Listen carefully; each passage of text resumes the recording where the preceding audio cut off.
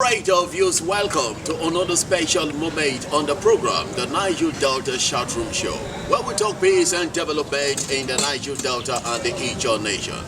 Mitchell Dow Bibinet Arms Okumbra is my name, and to be on the hot seat to talk peace and development in the Niger Delta is a proud son and a leader of the Niger Delta. He is no other person but Alabo Dr. Nengi. So development in the Niger Delta, it cannot be for one group. It cannot be only for one man.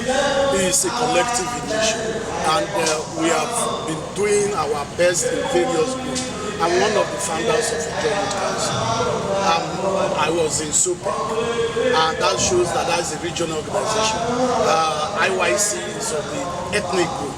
Today, I'm National Vice President, INC. I moved from the younger generation. So let me come in here. You just mentioned IYC. Yeah. So you are in the genesis, the origin of the formation of the IYC. Were you there?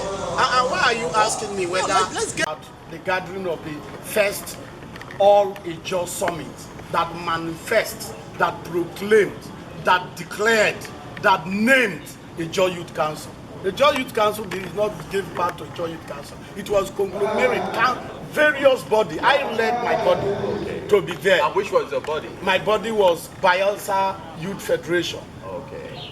Double with Nembe 1895, Kinkoko movement. Okay. Those your two bodies were joined together. Yeah, joined together. In the formation I of was one of those leaders identified and given opportunity to address the people. Kisle Kuku was there. Tiko Goriba led consent. Kisle Kuku for the federated communities. We have Felix Sodolo leading the Secretary General of Supreme Egbesu Council. We have Patasi Logo, Ijaw Council for Human Rights. We have Oronto Douglas representing ERA and the Shikoko movement, double Shikoko movement. We have Thomas Sankara, which is we call him Thomas Sankara, which is Isaac Oswaka, and we have Von Kennedy. And we have, I think, named, and Mebutu was also represented. So all these groups were from various groups leaders came together and formed the IYC. No, first we are in a gathering called All Ijaw Youth Conference. Okay. All for the first time. And when was that exactly? That was Friday 11th December. Friday 11th December 1998 in Kayama town, the Kayama school, secondary school. That was the place where we do everything of Ijaw land. The gathering of the gathering, the symposium, the rituals, the all Ijaw tradition and native, the drumming, the dancing, all culminate into what we call All Ijaw Youth Conference.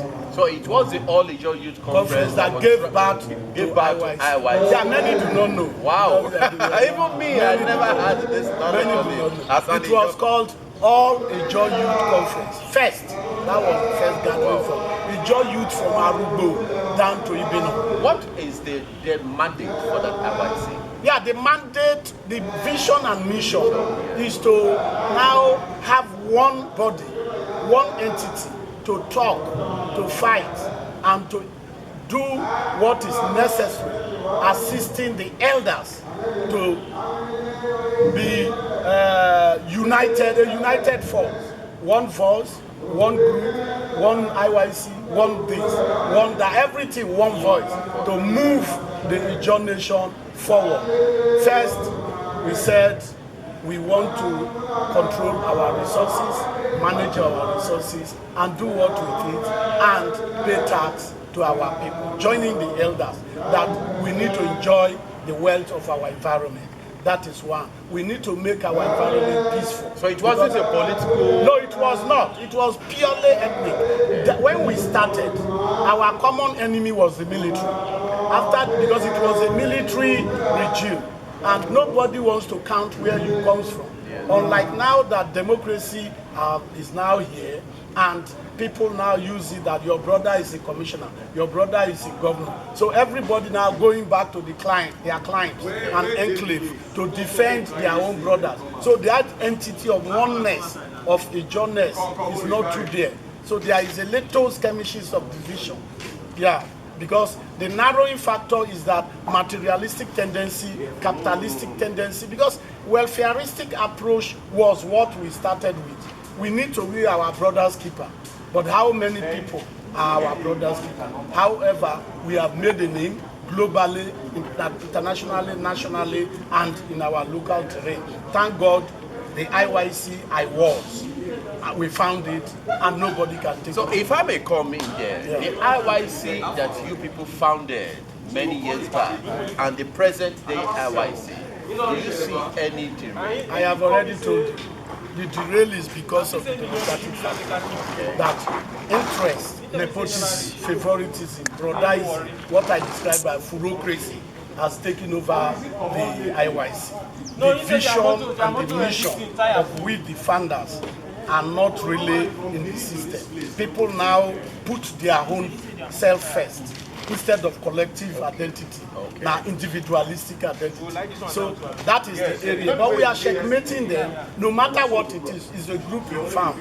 If they are real, they need to come back, seek the opinion of the founders. Most of us, some of us are still alive, even if some of us are late. And how many people is caring for we that is still alive? Because it has become a place where people use the platform to approach places to get more money. The name is there, but it's becoming a syndrome of abuse. Yeah, because people see IYC as a money-making and political organization. All the time we were putting our own money, effort, voluntary, energy, finance, everything from your 10 kobo. We are even seizing people's car and dumping it somewhere. We were taking filling station fuel, just begging and taking, because we don't have car to move. How many of us have car? Now they are talking about limousine. They are living in America. Even IYC is being elected, appointed. Leaders are appointed in Lagos. How you see? So you see the difference now. People will just come. They are not obeying the ethics. They are not obeying the lay-down process. Anybody that have a politician dictate the pace of the IYC. However, the IYC we found is still great. Okay. It's moving forward because nobody can erase the name. Let it be a better platform for the Gen Zs to enjoy. Okay. God bless you. All right, I'll tell you that you're still listening to the Niger Delta Chat Room Show, where we talk peace and development in the Niger Delta and our great Ijaw nation. On the hot seat, talking peace and development of the Niger Delta and the great Ijaw nation, he is a proud Niger Delta son, Dr. Sir Alabo Nengi James, OON. Of course, so many on the hot seat. So, Dr. Alabo Nengi James, the Niger Delta is the region that lays the golden head. Yes. Are you satisfied with the present development in the Niger Delta? How can somebody be satisfied with the tortoise and snake-basin development? Is it what our forefathers of my mentor, Papa Pri, and others, Ike Clarks, have been fighting for in our world? No. Because sometimes we should also blame ourselves. Yeah. We always take the fingers to say, our brothers. Okay, how about the sum that is coming? How effective are you using the money for? Are you accountable to the people? We are so proud of ourselves. Check out the Niger Delta. How many people are rich? How many people can we be proud of billionaires? But we are the people still punishing our people, making people poverty, creating poverty. However, even if the external forces are against us, they pass through us. There is no criminal that succeeds without somebody from the family. Yeah. So what I'm concerned is that with the years of experience, by the grace of God, I'm over 30 plus experience in a John Niger Delta course. I'm very happy to God, I'm still alive. And many of those who are taking over from, we're not even happy sometimes when we talk because they feel that they are injured. What I'm saying is that the development pace is not quantified with the amount of money that we have got so far. So that means you are in support of what people are saying, that the lack of development in the Niger nation and the Niger leadership now is caused by the native of the region itself, not the federal government. No, why are you accusing federal government? Federal government is giving us our allocation. Okay. And the federal government also contributes at least 30% of our problems. Okay. Because I asked Obasanjo when he was Mr. President, even if they call me as a rascal, I gained something from him and he lose something from me. Here in Sport Complex, that we have 100%, we are taking 13%, and the 87% is with you. How are we being fed from that 87%? Yeah. That is what I'm asking. Like the East-West Road now. Since Obasanjo regime, the East-West Road is there, is still there. And now you said you are starting Coastal. And how sure is that not a scam on the Niger Delta people? Some of us are saying that, okay, yes, if you want to Coastal, the TSP was here. They are the people that insisted that there should be a ring road, coastal ring road, which since from Gowon regime, they have been saying so. And they divide to East-West Road, now the coastal is coming. They asked the traditional rulers in Bayelsa State, when I was serving them at PRO and protocol, through Igbogbo. They said, it's only one thing we want to ask from you. What we want an NPC to do for us is give us the coastal ring road and put in there. That is what they submit. Okay. The NPC till today, they are constructing the coastal ring road because they tied them on the neck. That was a good one. And now if they are doing coastal road, let it not be like the East-West road. Let the road start from each of the states, so that all of us will not lose. Don't start from Lagos. Start from Bayelsa, start from Akwa Ibom, start from Cross River, start from Delta, so that every pace, small is going. A touch of it. Yeah, but now if you start from Lagos, and if it is abandoned, it is those people that they will enjoy. So it's like the elephant project of an NDDC. Now Bayelsa is the headquarter of abandoned project of NDDC. I have the booklet, not really. Before now, I don't know whether we'll be coming to Bayelsa State gradually. Let's detail on the national issues. Now, what would be your take on the Niger Delta ministries that were created to bring development to the region? Let me tell you, the idea was good. Okay. But we abused the idea. Okay. Who was our first minister? Was supposed to have tackled the East-West route. So that is why I'm saying it is not one of our brothers. Since they create that ministry for good, in line with the amnesty program, the amnesty is moving on. Where is the ministry? The ministry, name one thing that the ministry have done. The same ministry was taken over by non-indigenous, and they said it's for Niger Delta. Those are the nomenclatures. The idea was good, or Yaradua did it for better. Okay. I think it was established for better. But as far as I'm concerned, they have abused what it has established for. So this naming is not bad with me. For me, I support the naming. Why? Because they have started, in order to polarize NDDC, they are now coming with regional commissions. And luckily, we too have got the regional commission. Remove the NDDC from the regional ministry and place it with the South-South Commission.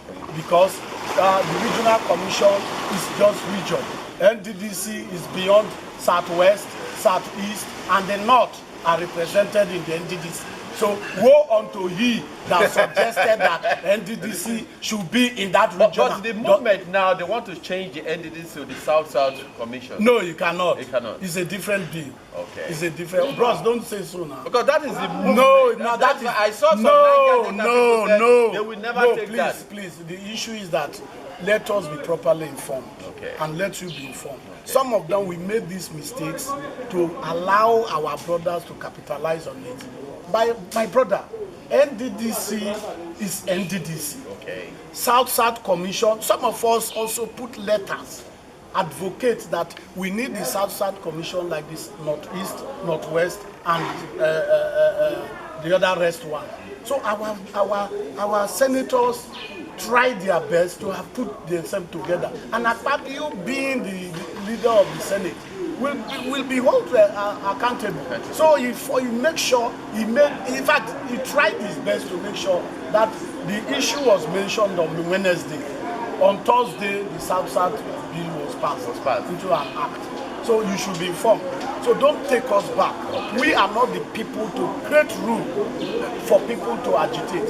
We have agitated. No man can take away, and immediately you take away NDDC from their 0.1 to 8 barrel, it will move down to 0. Zero. I'm telling you, that time all of us will remove this regalia again, back to the creek. Because chiefs are meant to be walking chiefs, not stay in the house to enjoy the wealth. We are to move back to support our Gen Zs and do the needful. So I think they will not even try. Okay. Because I want to use this opportunity before the development is happening and will increase. It's all about oil. And Tompolo and his gang called Tantita Security and the pipeline infrastructure. They are doing wonders. Because why I relate that? Shortly after our program, because the security people are also gangsters, they claim that they want to come and protect pipe infrastructures. Now they started with Operation Kakule. Just after Kayama declaration, they came that the way John youths are doing, they want to tamper. They came. They come with your Operation Pulo Shape. Which one are they now? Operation Delta. They have changed how many? 4. But what? Now let me tell you what the people do not know. All this operation, that operation did. Why didn't they increase the production of oil rather than falling to the? That tells you that it is the military. I'm not even saying come and tell them. I have problem with Major General Bello in the court. I have the judgment here. I also can tell you that the whole saga of criminality of oil theft started with the military. And without military, there will be no oil theft. Without military, there will be no oil theft. Yeah. And if we are getting poorer, it's the same federal government that is putting us this place. So what I'm saying is that if you are taking the egg, the golden egg, the egg that the fowl that lays the golden egg should be part of the enjoyment. Okay. You understand? We cannot be taking our money and begin to share it for us. Okay. Let us share it too. That is the issue. Yeah. But if it is about development, we are shortchanged. Okay. Forget about terrain. All the nomenclature, all that name, just to tell us that they are not ready. Okay. And the little one coming, you understand? Our people. Look at Brace Commission. When it is becoming their political affairs, they hold meetings. How many meetings have they held? Or how many meetings are they holding? That for the interest of the masses, of the citizens. Yeah. So, in fact, for me, the whole issue is just accusation and counter-accusation. And by the time they play the political permutation, political gambling, and politricking, it is the citizens that suffer. So if I may comment, what is your pain as a Niger man in this region in terms of development? My pain is that we are not ploughing back what we have to meaningful development to serve the people. You understand? Okay. Look, there is one thing. You came from Warri to do this interview. Do you know that you are contributing your quota on advocacy? I'm contributing my quota. Yeah. I'm not paying you. Yeah. You are not paying me. But all for the development of the region. The media is a tool that will cushion the advocacy of the activists. So that is why we are media free. Without the media, nothing happens. So what I will thank you is this joint affairs we are doing on advocacy to reach out to the public, to understand that our problem is multifaceted and multidimensional. So the problem should be accorded in that way. We should not be ignored. Our problems, whether the topography or not the topography, in mining oil, there is no topography. They are now moving to the sea and tampering with nature, and nature is fighting back. which I refer to oceanification, and ocean encroachment is akin to desertification, desert encroachment. Wow. All right, I'll tell you that we'll be speaking with Alabo Dr. Nengi James OON on the hot seat, talking peace and development on the Niger Delta Chat Room Show. I know a lot of people will say, "Oh, bring this man to the Ijaw, he's speaking on national." First, let me ask Nengi James. People say the Ijaw nation is a strong nation and not united. Is the Ijaw nation united? Are we united? Yeah, we are relatively united. Relatively? Yeah. Because if we are not united, why are we gathering in Ijaw house to vote? At least bring the leadership. And the entire Ijaw people in Nigeria and in the diaspora is listening to the voice of the Ijaw nation. So we are united. There is nowhere in the world. You listen to Trump. Even in America, there is nowhere that all the persons in America are totally in one person.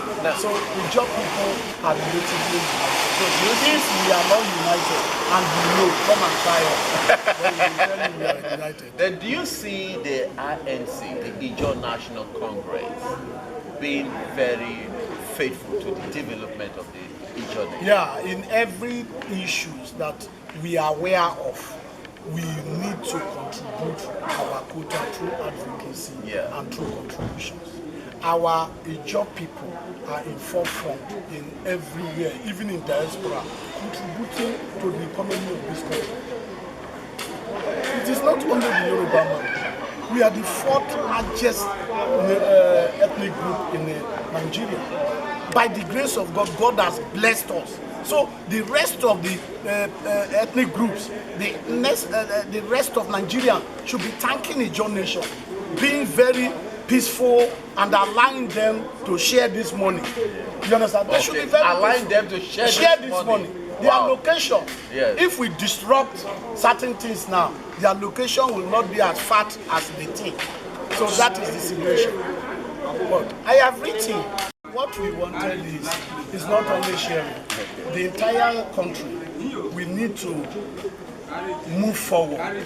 We need to be creative. We need to be innovative. We need to be in the contemporary state of things in the world. The diaspora is moving forward. They are past the stage of only fixing. Are we moving into manufacturing? Are we moving into production? Are we moving into after oil issues? Because the oil, okay, let's say the oil is there. What are the things we are manufacturing? Throughout my body, the material of this cloth is important. So we need to look at ourselves and begin to do things differently. So until Nigeria begins to do this country begin to eye things differently, we will be in this. Let me tell you, the quietness, don't undermine the quietness of this country. It is as a result of the survival of the fittest. And the survival of the fittest is because the Gen Zs are now pressing.